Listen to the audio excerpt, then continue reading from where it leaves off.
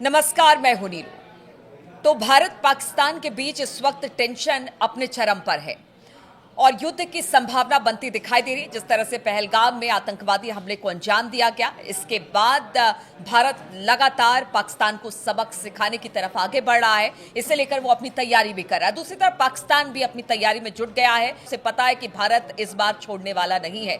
लेकिन सबसे बड़ी बात है, अफगानिस्तान है, ईरान है, तुर्की है, वो आखिर किसके साथ है, किसके साथ खड़ा होगा अगर युद्ध की स्थिति बनती है। बातचीत करने के लिए मयंक मेरे साथ जुड़ गए हैं। मयंक, भारत पाकिस्तान इस वक्त टेंशन बहुत ज्यादा है। भारत ने तो साफ संकेत दे दिए हैं कि कुछ बड़ा वो पाकिस्तान को लेकर करने वाला है।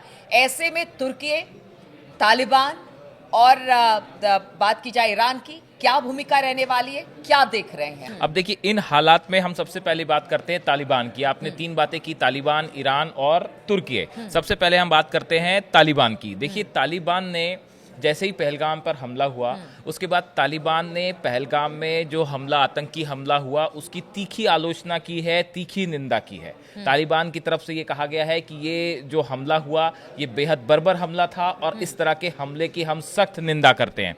अब देखिए, गौर करने वाली बात एक और है कि भारत ने अभी हाल ही में कुछ दिनों पहले ही अफगानिस्तान में तालिबान के साथ एक मीटिंग की है।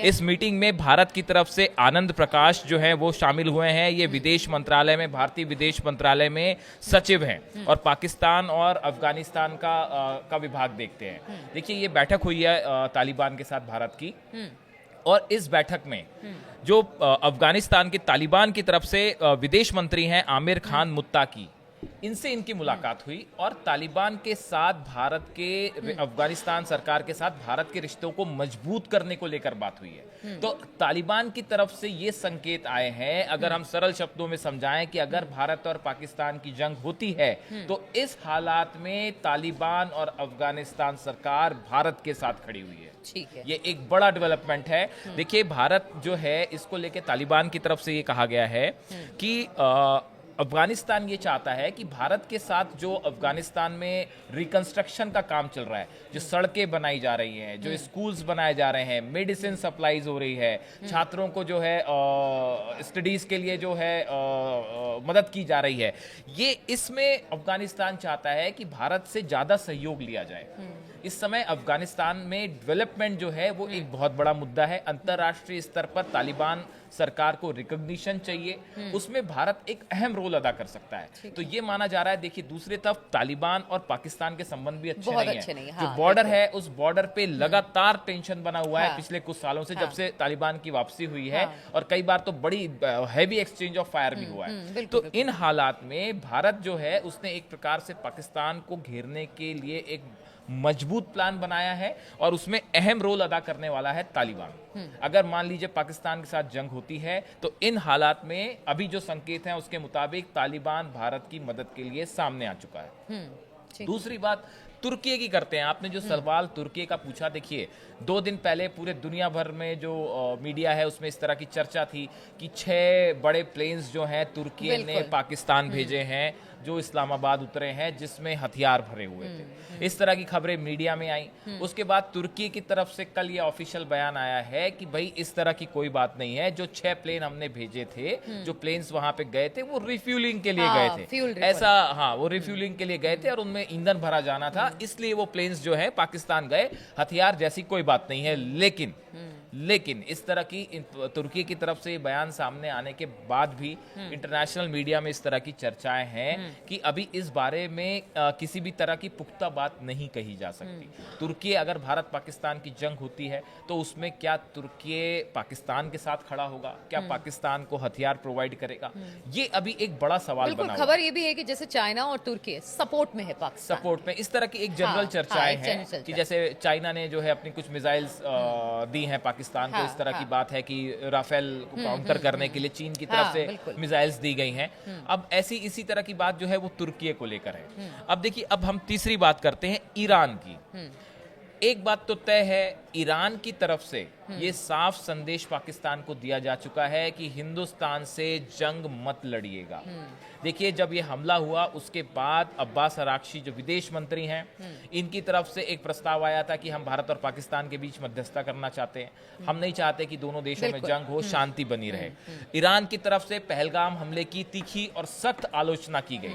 ईरान इस पूरे मैटर में मजबूती के साथ भारत के साथ खड़ा हुआ है।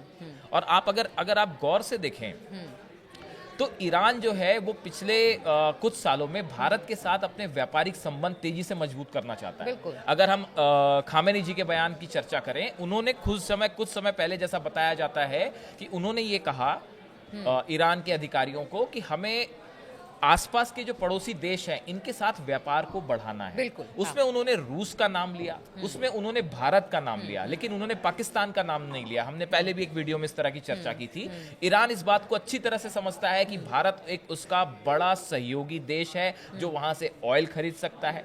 ईरान में बहुत सारे भारत से मसाले एक्सपोर्ट होते हैं, वहां से चीजें बाहर आती हैं। तो ईरान को अपनी इकोनॉमिक सिचुएशन मजबूत करने के लिए भारत का सहयोग साथ बहुत जरूरी है। और खासकर इस हालात में जब अमेरिका के साथ और इजराइल के साथ टेंशन है, इन हालात में ईरान भी चाहेगा कि भारत उसके साथ जो है व्यापारिक संबंध को मजबूत करे। देखिए, सिर्फ जंग लड़ना ही किसी देश की मजबूती का संकेत नहीं होता है। आज ही, बल्कि आज से ही हम आपको बताएं कि आज से ही इन्वेस्ट ईरान एक बड़ी पहल ईरान में शुरू हुई है, तेहरान में, जिसमें 200 से ज्यादा इंटरनेशनल एजेंसीज जो है, कंपनीज जो है वो हिस्सा ले रही हैं। और ईरान में कैसे इन्वेस्टमेंट किया जाए, कैसे आर्थिक विकास हो ईरान का, इसकी कोशिशों में ईरान की सरकार जुटी हुई है। ऐसे में ईरान कतई नहीं चाहेगा कि भारत के साथ किसी भी तरह के संबंध खराब हो। अब देखिए, आपने जो 3 कंट्रीज की बात की, चाहे वो तालिबान हो, तुर्की भले पाकिस्तान की मदद करे, इस तरह की खबरें आए, या फिर जंग में क्या होता है वो तो आगे चल के ही पता चलेगा। अभी से स्पेकुलेशन इंटरनेशनल रिलेशंस में नहीं लगाई जाती।